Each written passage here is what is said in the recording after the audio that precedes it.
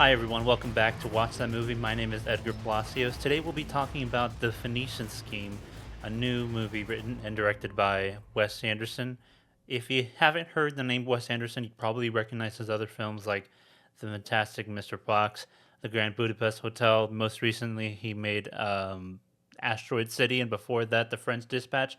And if you haven't seen any of those movies, you've probably seen those TikTok trends that you've seen on TikTok or Instagram Reels or wherever you get your short form content. He's really known for that symmetrical style, the color palettes, like pink, teal, like very muted colors but bright at the same time. He uses the same, not the same, but pretty much a good number of an ensemble cast throughout his film, like Jason Schwartzman, Bill Murray, Owen Wilson, and I want to say I forgetting the name of that other one of the other guy who's been in recently. But basically, he uses a lot of the same cast, and it feels, very traditional with theater troops and whatnot. So, and his style is with the camera. He's really not only, as I mentioned before, he's symmetrical, but he uses a lot of tracking shots. He uses a lot of pans to side to side. He moves the camera um, in a way that seems not grounded but perfect in a sense that you're literally moving within a painting in a particular way that feels very pleasing on the eyes. The best way I can describe his movies in general is that uh, they're very palatable. They're eye candy, and that's in the best sense of the word. That's how I would put it. Um, and his movies are very enjoyable to watch. Um, contrary to what other people are saying nowadays, that Wes Anderson is becoming a bit of a parody of himself, and that he's not doesn't and that he doesn't have much to say, and he's the sense that he's becoming a bit too full of himself. I would disagree. I say that he has a lot to say, particularly with his last three movies that might not be as popular as his other films that people like a lot. Um, I believe he has a lot to say in about himself. He's becoming a bit more introspective, and a lot of his themes in his recent movies are very self-reflective, and the usage of his style might be a bit overdone in some eyes, but I would say that he's going all the way. He's perfected this style, this filmmaking visual uh, style.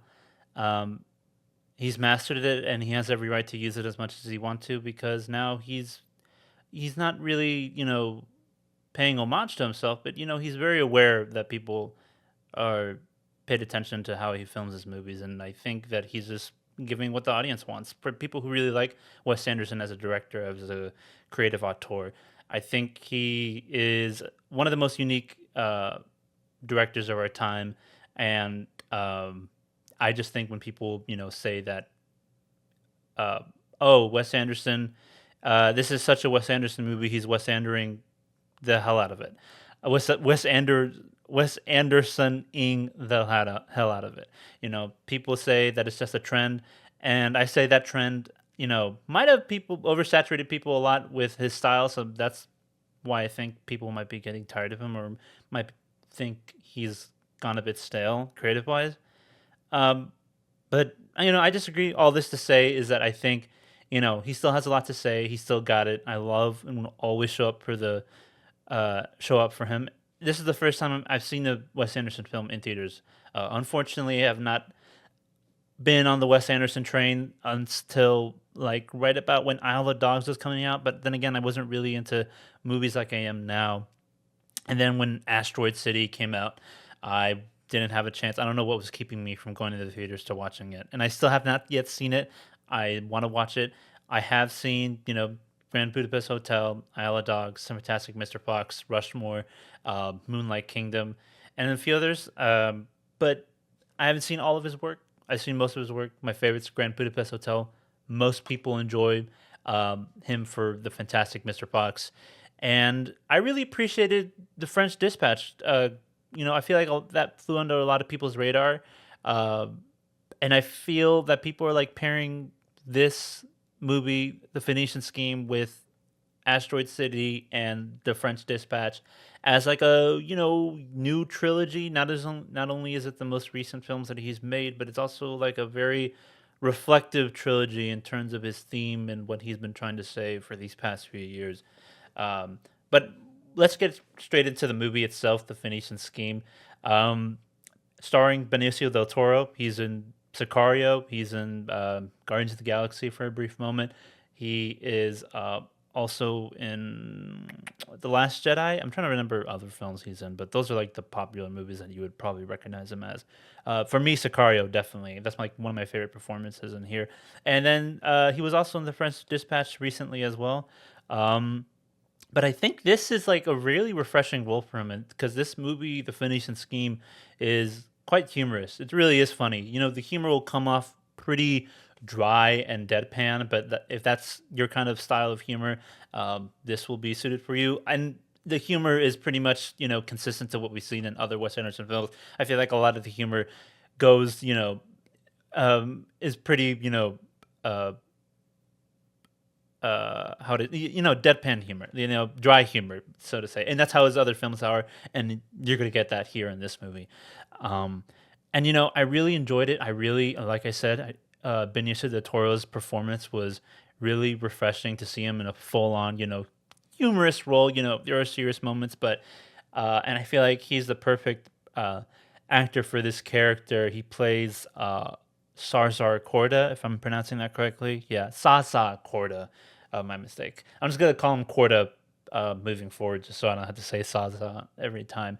He plays an industrialist, eccentric, I don't know, millionaire or billionaire. I don't know. He's a really rich, wealthy guy. I would assume he has a lot of property, estates around the world. But most recently, um, businessmen around the globe do not like the way he does business. He does shady practices on the business, and I'm not too sure what exactly it is that he does. But in an attempt to thwart his biggest scheme, or his biggest uh, project, which is called the Phoenician Scheme, which is a various amounts of construction projects to build bridges, a train, a port, a dam, or something along the lines of that.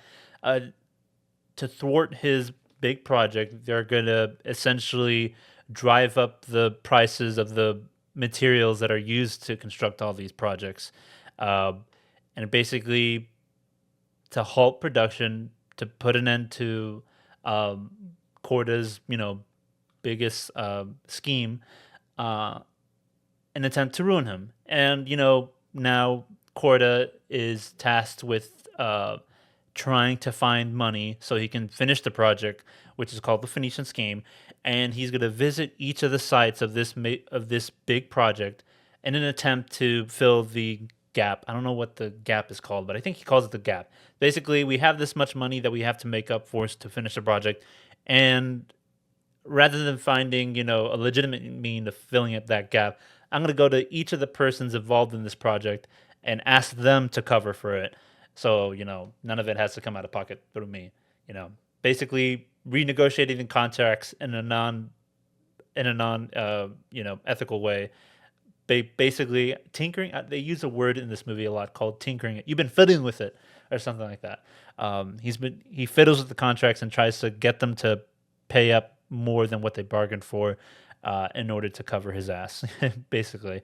Um, and there's been various attempts on his life. Corda is a very, you know, he makes a lot of enemies, as they say. Um, and most recently, he survives a plane crash and has a near death experience, which I guess, has had before. He's been almost killed a lot of times by many assassins, according to him. But most recently, he has a near death experience. And now, all of a sudden, he wants to make sure that his plot to, finish the Phoenician Scheme is uh, sees its finish, and make sure that his heir is able to, take on all this knowledge and make sure that it's, sees to the end. So rather than choose one of his, son's various sons that he's adopted at his disposal, he goes out to pick, his only daughter, who is a nun, uh, called Sister Liesel. Liesel, I think it's Sister Liesel. She's played by Mia Thruppleton, who was the daughter of Kate Winslet. I didn't know that. Kate Winslet from Titanic and Avatar: The Way of Water and many movies, but I didn't know she had a daughter. It's always surprising. Um, Whenever I recognize it, I see an actor and then I find out who their parents are afterwards. It's always, a big side. By the way, we're in a really big renaissance. Not a renaissance, but we're in a age of uh, nepo babies, like huge. I saw um, that Saturday Night movie, and it had Philip Seymour Hoffman's son. I don't know what the actor's name is. He was pretty good in it. He's going to be in a new movie called The Long Walk. Um, a new Hoffman. So he's a pretty good actor and is also rising up the ranks. Um, One of the most famous nepo babies. Oh my God, I'm forgetting his name. Oh man, it's coming back to me. Hold on. Um, Jack Quaid, Maya Hawke were like the big ones that I was thinking of. Jack Quaid. I mean, Jack Quaid's been around for a while, but Maya Hawke, of course, and then there's Lily Rose Depp. She was in Nosferatu. Again, she's been around, I know, but like recently, we've been seeing a lot of these nepo baby actors, you know, uh, hitting huge, getting their way into really big movies recently, and easily, of course, because their parents are famous, but they're pretty good, doing a pretty good job. And here, Mia Thruppleton, it does, acts par on par pretty well with Benicio del Toro, and I think this is her first big role. This might be her first movie that she's been in. I could be wrong. Fact check me on that if you want. But either way, she was pretty great. A lot of the actors in here are really good. A few favorites of mine were Bryan Cranston and Tom Hanks whenever they show up. Um, that whole basketball segment with Riz, also another actor in that basketball scene, was really good. What's his name? Riz Ahmed, who was in Rogue One, also was really great. He was also in Nightcrawler. There you go. A lot of good actors, but my favorites, my personal favorites from like the huge ensemble cast, was Bryan Cranston and Tom Hanks. And you have a lot of other performances. Scarlett Johansson was pretty good. This is probably my least favorite um, scene from the various characters that we see. Mind you, essentially, like I said, since the Phoenician scheme is various construction projects, there's each set of people tasked with completing these projects. So yeah, Tom Hanks and Bryan Cranston, which are the California brothers, who are constructing this huge railway, and then you have Scarlett Johansson's character, who's a cousin of Saza Corda. She's tasked with overseeing the dam, I believe, that's under construction. And then we have Jeffrey Wright's character, who I can't remember the name of, who's overseeing the port that's being created or something like that. And he was on a boat when he met with Corda. Um, you know, I'm pretty sure I'm missing one, but either way, all these actors pretty great. Um, and then you have you know, Corda and his daughter go to visit these places along with Michael Cera's character, who's known as Bjorn, who's a bug person. I don't know the exact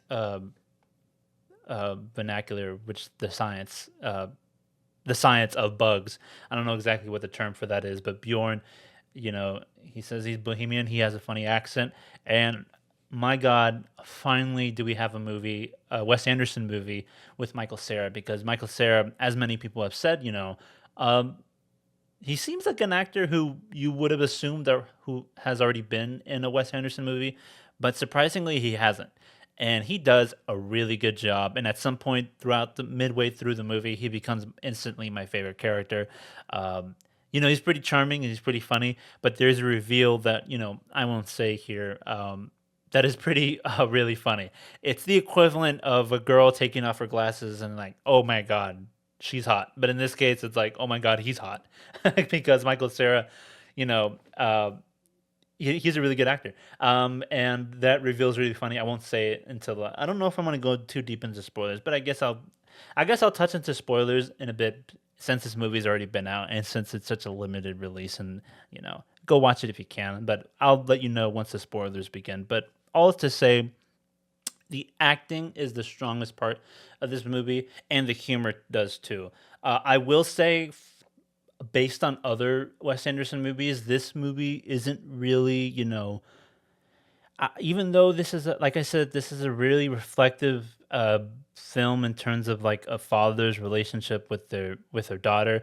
Wes Anderson, has relatively wealthy parents, and they divorced at a young age. So, not to say that this movie is like a mirror bit for his life, and like is any sort of way biographical, um, autobiographical, but you know there's parallels here and there, particularly with the father and daughter relationship reconnecting after a while, and there might be um, some gaps in understanding each other.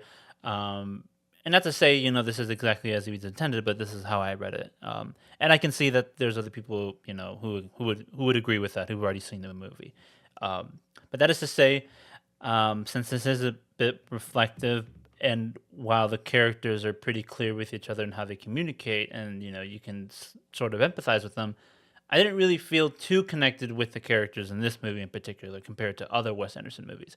That is to say, I felt, you know, the pace and the time kind of drag on through this movie, since even though each, uh, character segment as we go on through this journey is pretty amusing and highly entertaining, and and by the way, this entire time the way that the film is shot is absolutely masterful, the way Wes Anderson usually does. um, Everything about the movie feels really real and lived in, and at the same time surreal and very Wes Anderson like. Um, but I do feel the time drag on, and it does feel a bit slow compared to others. And while the themes are, apparent as I'm watching it, they're not that strong, in my opinion. I've seen, other films of his where I felt much more deeply connected between characters that feel similar like this. Parental figures, like in the Grand Budapest Hotel with the lobby boy, and I forget the characters' names in the Grand Budapest Hotel. There's a lot of movies, that he likes to deal with parental figures, and you see that again in this. And you would think a very unique situation where a father who's very wealthy wants to select an heir, and usually that's a son who will eventually have children so they can be passed on. And but in this case, he chooses a his daughter, only daughter, and the nun. So you assume that that would be like a very, and it is an amusing situation, and they do kind of build off that. Um, but I didn't feel too connected, and it kind of falls flat in terms of how the daughter and father, how Corda and sister Lysel uh, communicate with each other and how they bond with each other. It's clear that they're not the best at communication, since um, Sister Lysel is very religious, um, devout Christian, and then Corda is not. I would assume he's agnostic, but he's seeing visions of God now, and throughout this movie, he has a bit of a revelation and starts to value his own life, and try to connect with his daughter, and tries to see what he's been doing throughout his life, and in a sense, has grows his relationship with newfound faith, which is all really interesting. Um, but it does fall flat, at least character wise. Between it doesn't connect me enough to really get a sense of to feel investment so I'm entertained all throughout the way, and it is entertaining, and I did like it. Um, but basically, I want to say that it was a bit lacking in terms of engagement, and while it was a humorous movie, I did want a bit more between the characters to get me fully invested. Because when there's a fight sequence in the end, and while it is a bit humorous, I want to kind of feel for their lives. I want to have some stakes in the movie. So I don't want two characters, to be separated or one to be killed.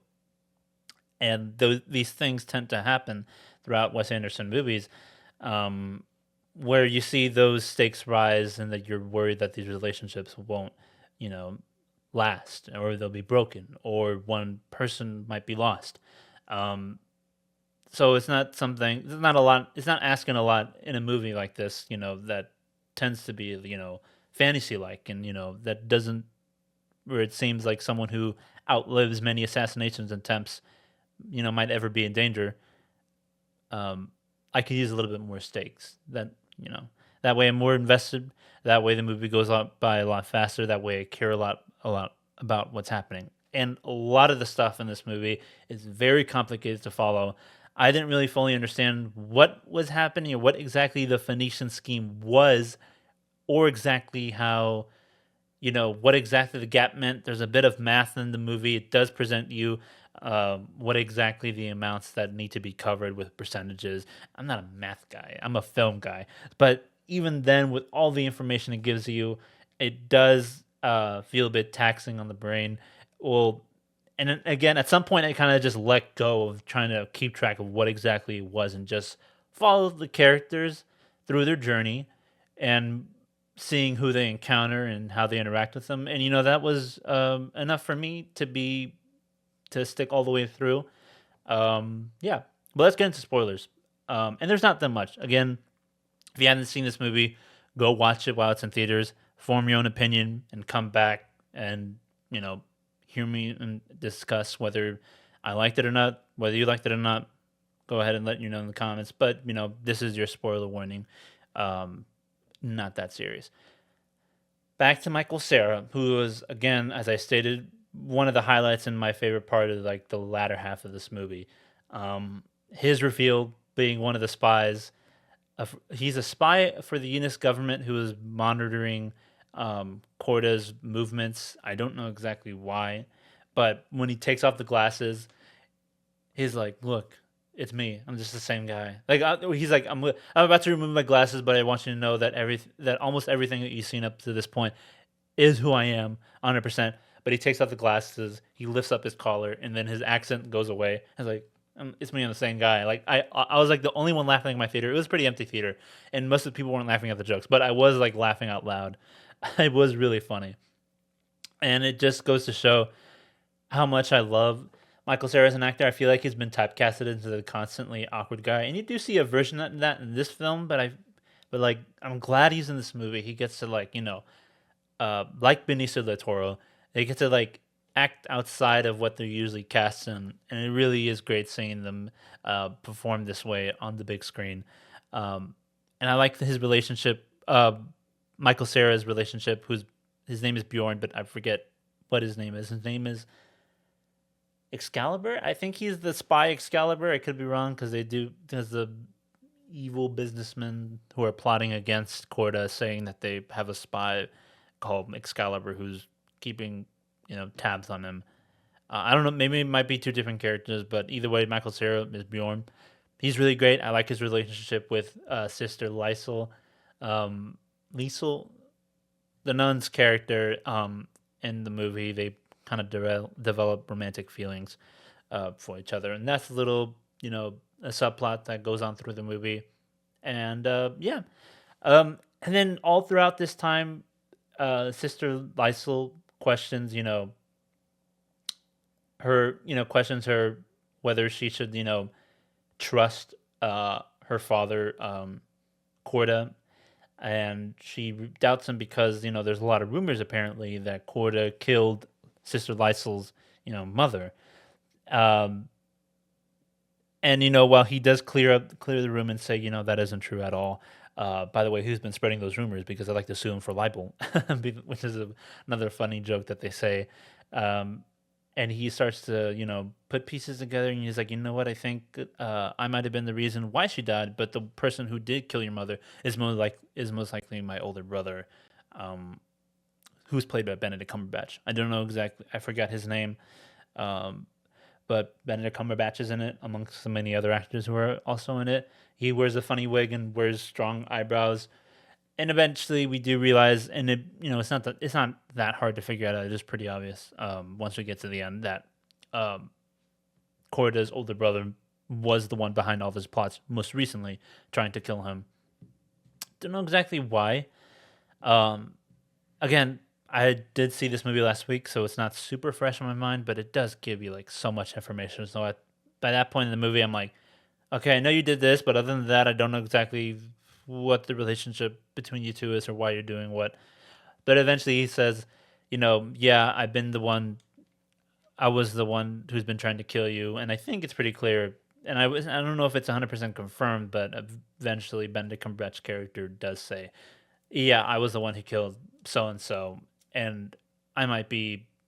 And it is suggested that Corda's brother might be the actual father to Sissel Lysel. So Corda might not even have uh, might not even be the real father towards Sister Lysel, even though he selected her to be her heir. You know, on a trial that is, but he does choose her to be his heir. And then a fight ensues. He almost loses his life, and then in the end, the brother ends up dying. Um, and it was pretty entertaining.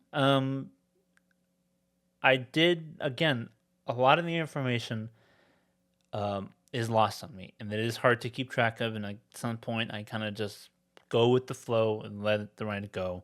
Um, but it was a bit slow. If I were to give this movie a rating, I would have to give it a 3 out of 5. I will say that I did feel a bit of the same when watching The French Dispatch the first time.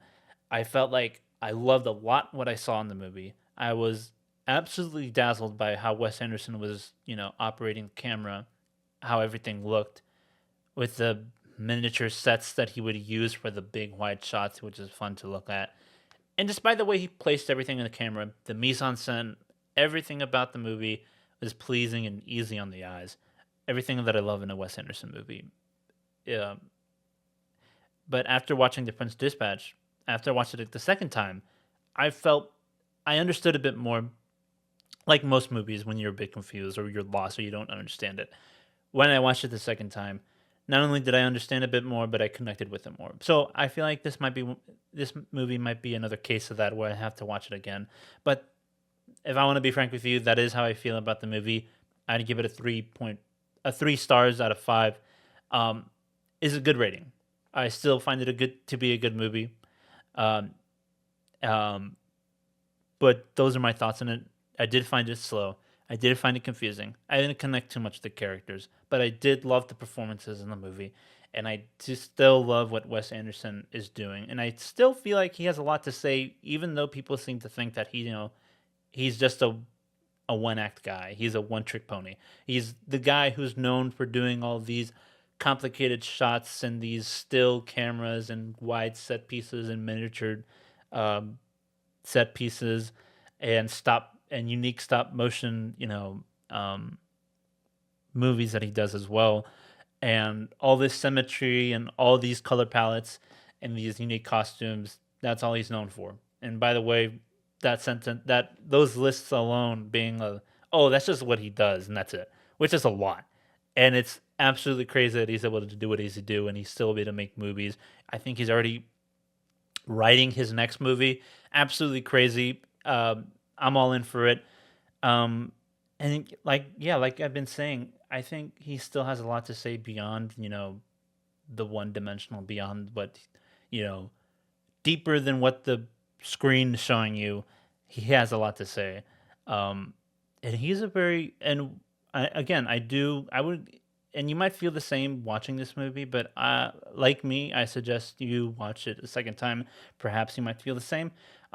Still need to watch it a second time. I might do it again while it's in theaters. I enjoyed the film, but uh, I could have used a little bit more.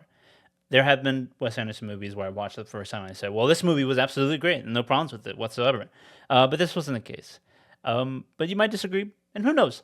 That is to say, please go watch this movie. I do recommend it. Not often do you get to see movies like this that do get money like this, and then with immense, insane amount of actors that are super talented. I am envious that Wes Anderson just has um, this charcuterie board of actors who get to play all these unique characters, um, and all the actors in it involved understand what Wes Anderson is doing and the unique art that he's providing for the world. And because they understand that, they all agree, whatever you pay me, I don't care. I want to be in a Wes Anderson movie. And at this point, I completely understand. And hopefully, one day, I get to at least meet him, or if not work for him. I probably won't be able to work for him. That'll be impossible. But regardless, he'd be a director that I'd love to interact with, ask him questions, and just get to see how he works, which would be a very enlightening experience to do. Those are my thoughts on it. The Phoenician Scheme. Go watch it in theaters if you haven't. What did you think? Leave a comment down below. If you're watching on Spotify, there's also a way to leave comments attached to the video or podcast episode provided. If you're watching on YouTube, please subscribe, give a like, leave a comment down below. What movie should I watch next if that's coming out in theaters? Maybe I don't plan on watching all of the movies in the future, but if there is one that you think I should watch, I should keep my eye out for, please provide it in the comments, and I'll see if I can put out a review for it when it comes out in the future. I'll be sending out a video real soon, probably the next day, on the life of Chuck. I got to see that a week ago as well. I've been kind of late in the game putting out these videos. I do apologize. I've been pretty swamped. But I'll be putting that video out, and then next I'll probably be reviewing The Materialist. I did promise, or I did say that I'd be reviewing Ballerina, the John Wick spinoff, but again, life happened and I wasn't able to. But maybe I'll put it out. But either way, there is a chance that I just won't put it out because it's already been so late, and I want to be up to date and current, and at least starting this channel and starting these episode reviews. The point of what I'm trying to do is to be as quick as possible, even though I don't have access to all these early press screenings that most movie reviewers do. But if you do like hearing my personal thoughts on movies, I do appreciate you for being here. And stay tuned for the next few movies that I'll be putting out. I already bought my tickets for Superman. I already bought my tickets for Fantastic Four. And they're relatively earlier than what most people will be watching them. So I'll try to put those out as early as possible so you can get an informed opinion before this movie's out. But regardless, I appreciate you for any support that I receive. Again, please give a like, follow. Anything is appreciated. I want to thank you for that. And I hope you can stick around for a little while longer, because I hope to do this for the foreseeable future, for however long that'll be. My name is Edgar Palacios. This is Watch That Movie, and I'll see you in the next episode. Bye-bye.